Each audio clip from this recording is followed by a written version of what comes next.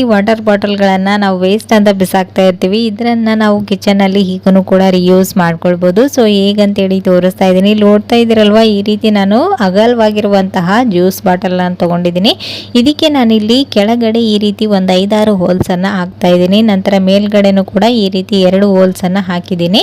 So ವಿಡಿಯೋದಲ್ಲಿ ತೋರಿಸಿದಾಗೇ ಇದಕ್ಕೆ ಈ ರೀತಿ ಹೋಲ್ಸ್ಗಳನ್ನು ಹಾಕ್ಕೊಳ್ಳಿ. ನಂತರ ಇದಕ್ಕೆ ನಾವು ಮೇಲ್ಗಡೆ 1-2 ಥ್ರೆಡ್ಗಳನ್ನು ಹಾಕ್ಕೊಂಡು ಬಿಡೋಣ, ಯಾಕಂದರೆ ಇದನ್ನು ಹ್ಯಾಂಗ್ ರೀತಿ ಮಾಡಬೇಕು. ಸೊ ಇಲ್ಲಿ ನೋಡ್ತಾ ಇದ್ರಲ್ವಾ ವಿಡಿಯೋದಲ್ಲಿ, ಈ ರೀತಿ ನಾನು 2 ಕಡೆನೂ ಇದನ್ನು ಕಟ್ಕೊಂಡು ತೊಗೊಂಡಿದ್ದೀನಿ. ನೀವು ಯಾವುದಾದ್ರೂ ಸ್ವಲ್ಪ ಗಟ್ಟಿ ಇರುವಂಥ ದಾರನೇ ತೊಗೊಂಡು ಯೂಸ್ ಮಾಡ್ಬೋದು. ಸೊ ಇಲ್ಲಿ ನೋಡ್ತಾ ಇದ್ದೀರಾ, ಇವಾಗ ಇದು ರೆಡಿ ಆಗಿದೆ. ಇವಾಗ ಇದರಲ್ಲಿ ನಾವು ಈ ರೀತಿ ಎಕ್ಸ್ಟ್ರಾ ಸ್ಪೂನ್ಗಳಿರುತ್ತಲ್ವ, ಸ್ಟ್ಯಾಂಡಲ್ಲಿ ಹಿಡಿತಾನೆ ಇರೋದಿಲ್ಲ. ಸೊ ಆವಾಗ ನೀವು ಈ ರೀತಿ ಚಿಕ್ಕ ಚಿಕ್ಕ ಸ್ಪೂನ್ಗಳನ್ನು ಇದರಲ್ಲಿ ನೀವು ಹಾಕ್ಕೊಳ್ಬೋದು. ಒಂದು ಸ್ವಲ್ಪ ನೀರಿನಂಶ ಇದ್ರೂ ಸ್ಪೂನ್ಗಳಲ್ಲಿ ಅದು ನೀಟಾಗಿ ಕೆಳಗಡೆ ಹೋಗ್ಬಿಡುತ್ತೆ. ಇಲ್ಲಿ ನೋಡ್ತಾ ಇದ್ರಲ್ವ, ಈ ರೀತಿ ನೀವು ಚಿಕ್ಕ ಚಿಕ್ಕ ಬಾಟಲ್ಗಳನ್ನು ಮಾಡ್ಕೊಳ್ಳೋದಕ್ಕೆ